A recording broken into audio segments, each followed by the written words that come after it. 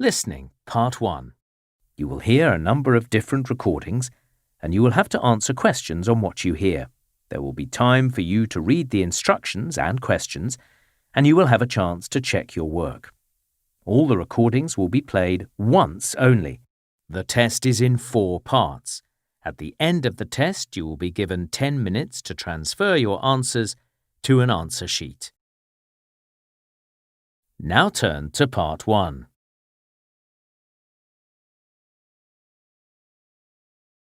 Part 1.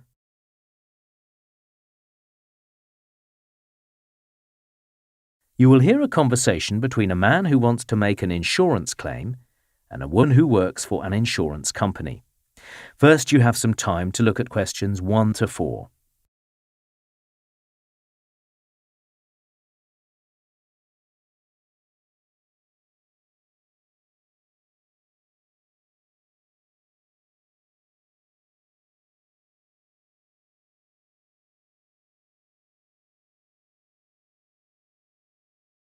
Now listen carefully and answer questions 1 to 4.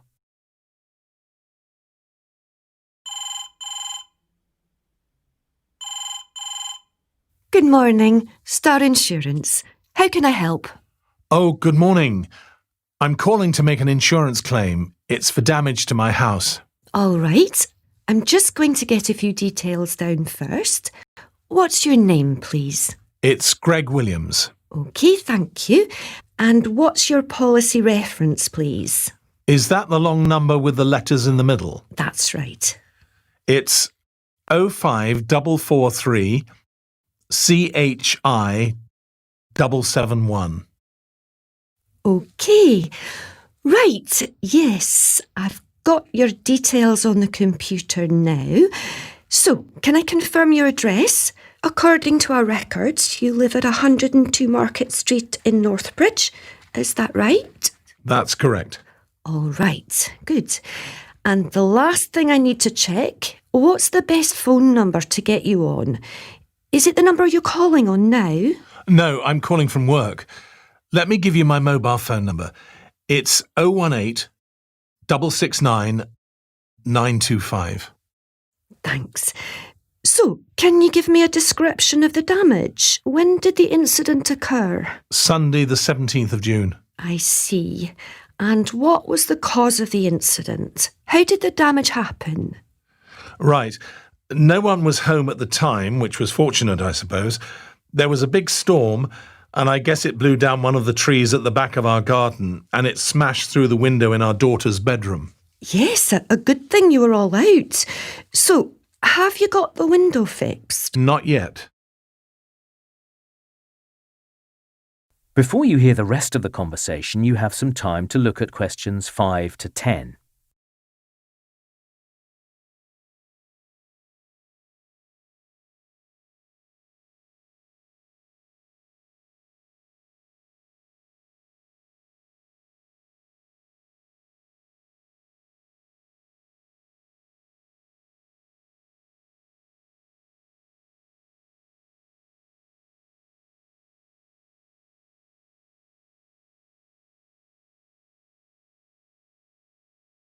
Now listen and answer questions 5 to 10. All right. And so, apart from the window, what are you claiming for? OK, like I said, it was my young daughter's room. Anyway, right below the window is her desk. That's all right, but she'd left her glasses on it, and they got really badly scratched. She'll need a new pair. Luckily, she hadn't left her headphones there, like she normally does. Is there anything else? Yes, because the window was broken, the rain got in. And what's really annoying is that, when was it? Just last month, we'd gone shopping and bought a carpet. We'd only had it for a couple of weeks and it got soaked. We had to remove it. Oh dear. Are there any other items you'd like to claim for? Yes. I suppose we should be grateful that the rain didn't reach her computer, but when the tree came through the window, it tore a hole through the curtain that was hanging there. OK, I'm making a note of all this. And one more thing I need to claim for. Yes, go on. We've had some repairs done already for a door we can't open. To the back of the house? No, it's for the garage. The tree hit that as well. OK. So, have you contacted a professional builder yet? Yes, it's the same builder we always use. Do you want his name? Yes, please. OK, it's Stephen Honeywell. Honeywell. All right. Now, apart from damage to the house itself, what else do you think the builder will be looking at? Because we're going to need photographs. Oh, yes. Well, he'll be putting up a fence for us between our house and the neighbours, because the one we've got now was smashed by the tree. So I'll take some pictures before he does the work. Please do that, and then you can send them in with your claim. That is the end of Part 1. You now have 1 minute to check your answers to Part 1.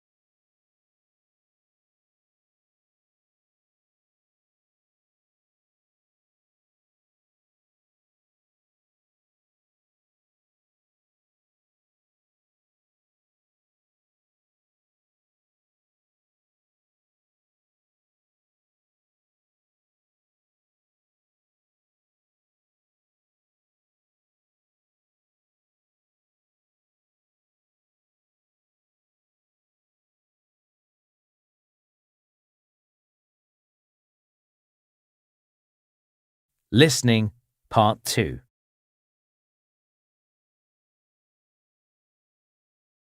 You will hear a woman who helps run a program called Young Explorer talking to participants. First, you have some time to look at questions 11 to 14.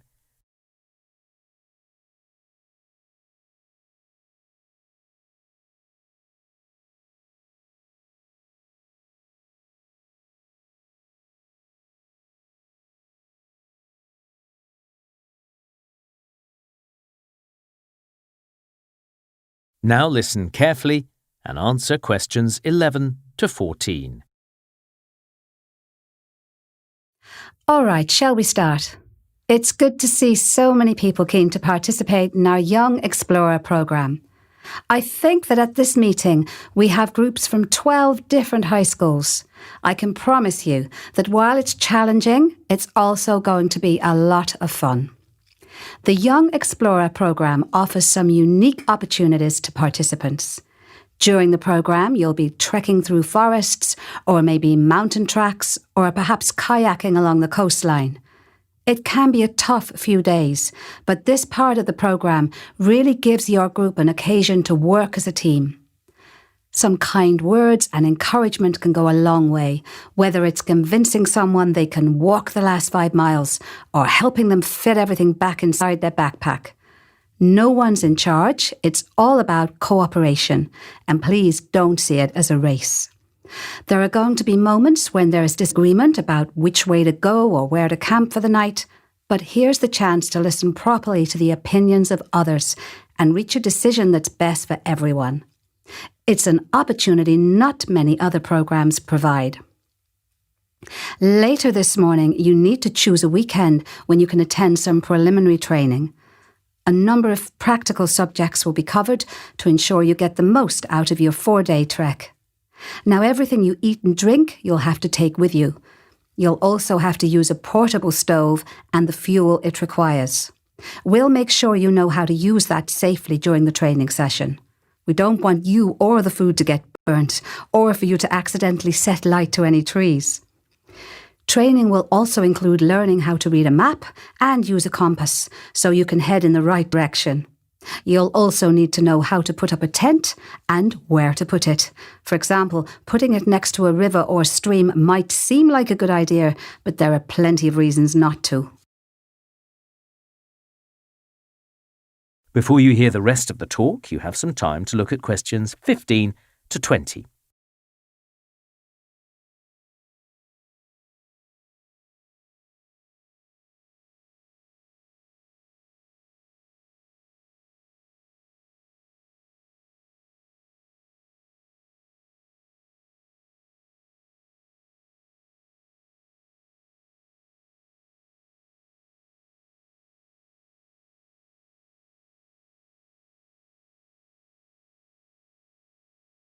Now listen and answer questions 15 to 20. OK, there are 6 tracks on your list and your group can decide which track it wants to take. Each of them are about the same distance, but very different in other respects. The first one, North Face, that's one of my favourite tracks. It takes you high up into the mountains and the view is stunning. But we've just heard that some maintenance work is taking place, unfortunately, and so people aren't allowed to use it at the moment. But the other tracks are very interesting too. You've got Blue River, which I'd thoroughly recommend, but you need to keep an eye out when you're walking that track. It's easy to slip on the rocks when you're crossing the river, and you do have to cross it several times. Then there's Pioneer Track, which takes you through some native forest. You follow the track for about a day and a half, and then it comes to an end at a town called Richmond. It starts up again on the other side of town, and the rest of the route is along the coast. You might also consider Edgewater. You get to see some beautiful lakes and bird life. The only thing I'd say, though, is that it's very popular, and you'll probably come across a number of other groups out walking on the way. Number 5 on the list is the Murray Track. That one is certainly quite challenging. There are some very steep sections, and at some points you'd be walking right next to the cliff edge on a very narrow path. That's definitely a track where caution needs to be taken. Great views, though. And last but not least is Lakeside Track, which, as the name suggests, takes you along one of our biggest lakes. It has some terrific camping spots, but that also means it's a bit of a tourist attraction, and you could well be sharing the track with many other visitors. Anyway, it's up to you which track you decide to take. That is the end of Part 2. You now have half a minute to check your answers to Part 2.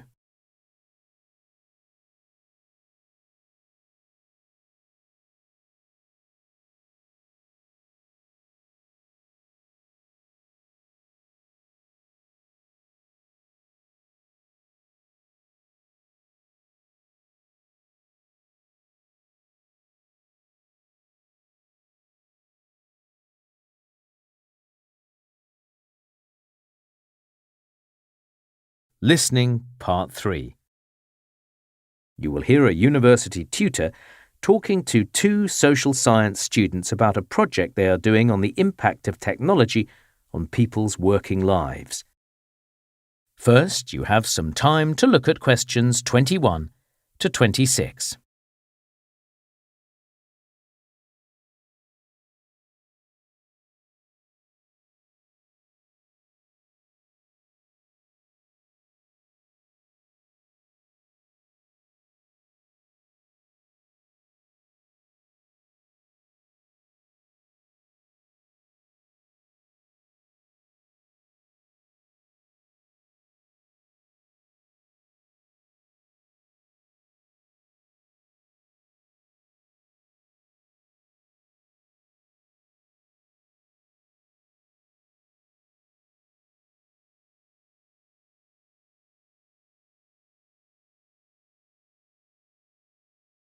Now listen carefully and answer questions 21 to 26.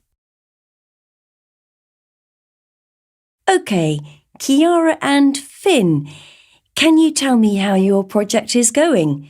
Your general topic was the future of work, wasn't it? Yes, we've read a lot of articles on it. Some were more interesting than others. There were a couple of writers that just made some strong statements without really backing them up.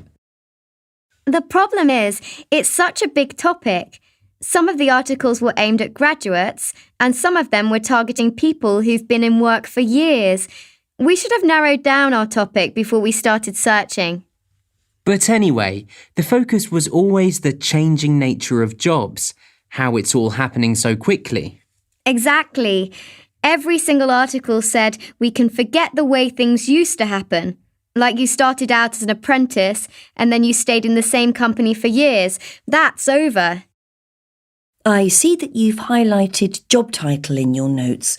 Why is that? I think for some people, a job title used to define them.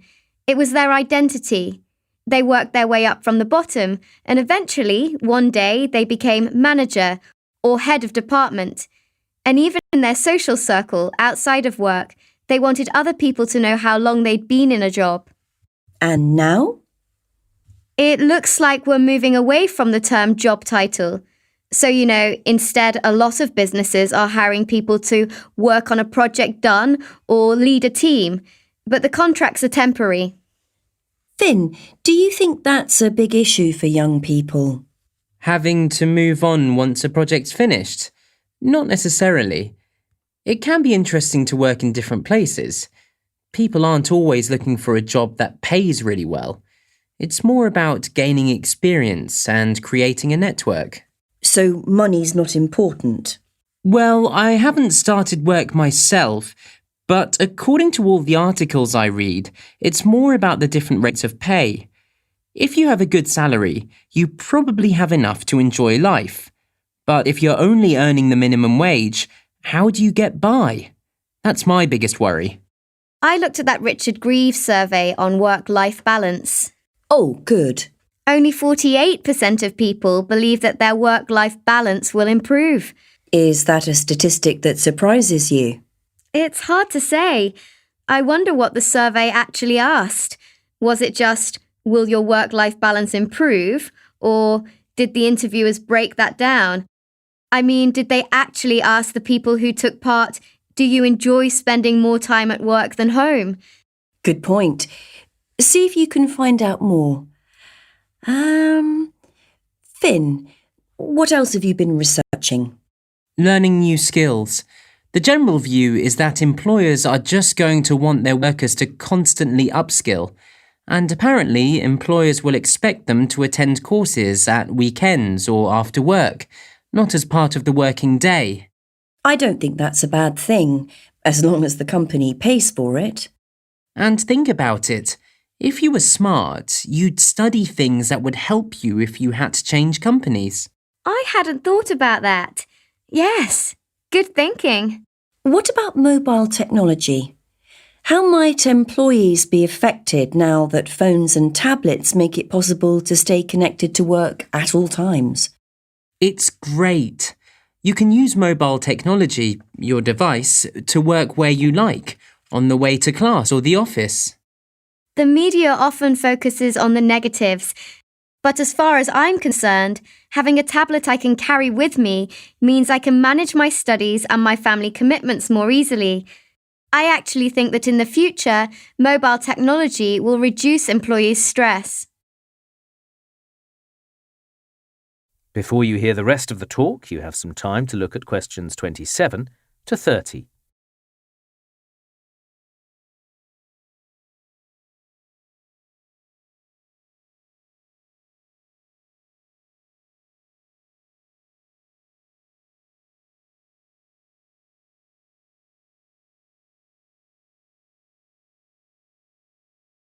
Now listen and answer questions 27 to 30. So let's focus on the impact of artificial intelligence on jobs. To what extent do you think it'll help people in their professions or be a threat? I was reading about architects using AI in the future. The writer was saying that one day architects will use holograms. Then their clients could see a three-dimensional house rather than just looking at a flat plan. As soon as one architect starts to use AI, all the rival architects in the same area will have to use AI too. That's the only way they'll manage to keep their clients. True. How about doctors? Imagine if they had to give urgent medical attention to someone, but they weren't qualified to do it. A hospital specialist could use AI and virtual reality to guide a doctor through, a complex procedure. Yes, in an emergency situation, AI could really make the difference. And what about the law? Well, the lawyers I know are always anxious about the amount of work they have to get through. But AI could help them with a whole lot of routine tasks, and that should make some of that anxiety go away. Yes, it probably could. Also, if you're a sports referee, that could be a job that's affected. In what way? Using AI would mean there were no mistakes. It would know for sure if a ball was out, for example. And you can't accuse AI of bias. No. I can imagine that one day AI might do away with the need for human referees. I think so too. All right, let's move on to human. That is the end of Part 3. You now have half a minute to check your answers to Part 3.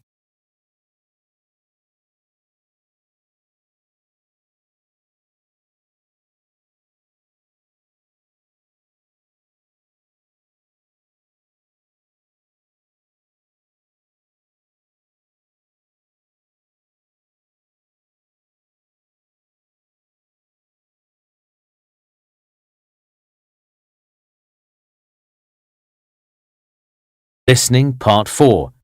You will hear a lecturer giving a presentation about the Klondike Gold Rush. First, you have some time to look at questions 31 to 40.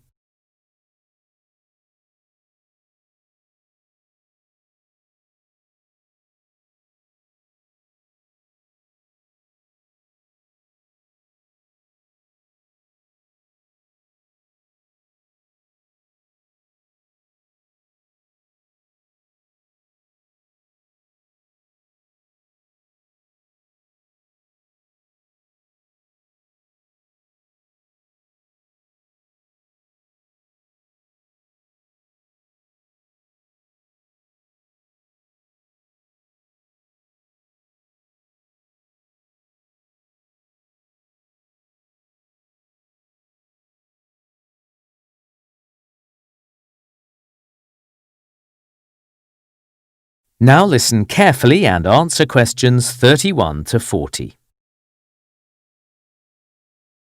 Today, I'm going to talk about an incredible event in the history of Canada, the Klondike Gold Rush.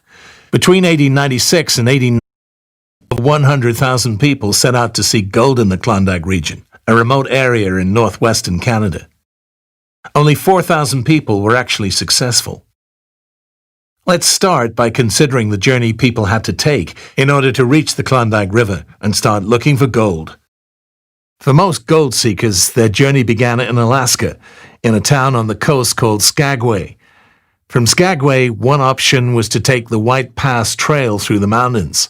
It probably looked easy enough at the beginning of the trail, but rocks made it difficult to make progress. On top of this, the men and their horses got stuck in the thick mud that covered long sections of the trail. The other option was the Chilkoot Trail. Now, although this trail was only about 35 miles long, it took about 3 months for the gold seekers to cover this distance. This is because the trail was incredibly steep, and people had to make the same trip multiple times in order to transport their equipment. Most people really had very little idea about how difficult the journey was going to be. So, although 100,000 may have set out on those two trails, only about 30,000 got to the end. So yes, the majority gave up. Often they were suffering from starvation or disease. They also came to the terrible realization that their journey was likely to end in failure, and so they turned around. Anyway, for those gold seekers who did continue, they eventually reached Lake Bennett. They might have expected that their journey was going to become easier at this point, but no. Because the lake was frozen over, many people had to wait until spring before they could continue their journey. In the meantime, a tent was the only protection they had from the cold. While they were waiting, people cut down trees and made boats. Once the ice melted, they could sail across the lake and start down the Yukon River. Again, this wasn't the end of their troubles. Once they reached a point of the river called Miles Canyon, things became very dangerous indeed. Many boats were destroyed in the rapids. In order to proceed down the Yukon River, the gold seekers needed to employ a real sailor, someone who could steer their boats and get through the canyon safely. From here on, the worst was over, and the gold seekers could sail to a place called Dawson at the mouth of the Klondike River.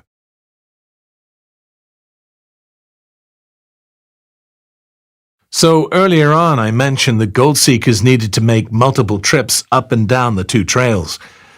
This is because they had to transport an enormous amount of equipment. This equipment was set out on a very long list. It was actually the police who gave gold seekers the list, since they knew how unprepared many people were for the journey. People were obliged to take enough supplies to last them a year, so the list included clothing like boots and warm winter coats. There was also the food the gold seekers required. Perhaps items like tea weren't too hard to carry, but 400 pounds of flour would have been very heavy indeed. The gold seekers had to take a lot of tools as well, everything they needed for digging, for building, and so on. Things like rope were essential and could be packed away without too much difficulty. But imagine having to carry 2 or 3 buckets with you. All these things were compulsory. So, some people became very successful because of the gold rush, and not because they'd actually found gold themselves. Those who were business-minded saw many opportunities. They sold the supplies that the gold seekers needed. They established hotels and so on. And then there were people like Jack London. London was one of the gold seekers that actually survived the terrible journey, but he didn't find much gold. Still, he was inspired to write. Through his vivid description, his readers could share the feeling of adventure, even from the comfort of their armchair. Finally, it wasn't just men that tried to seek their fame and fortune. Many women also headed up the trails. Among them were Annie Hall Strong and Emma Kelly. In the US and in other parts of Canada, ordinary citizens were keen to read about life in the Klondike. Working for different newspapers, Hall and Kelly often described their first-hand experience of danger and hardship. Another thing that needs to be discussed. That is the end of Part 4. You now have 1 minute to check your answers to Part 4.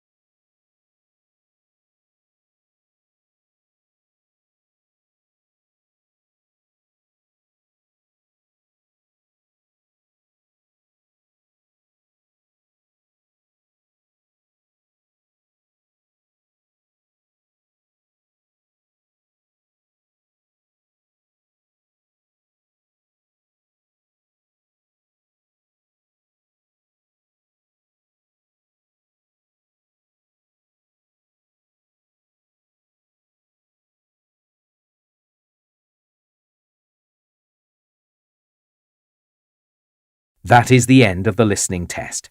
In the IELTS test, you would now have 10 minutes to transfer your answers to the answer listening part.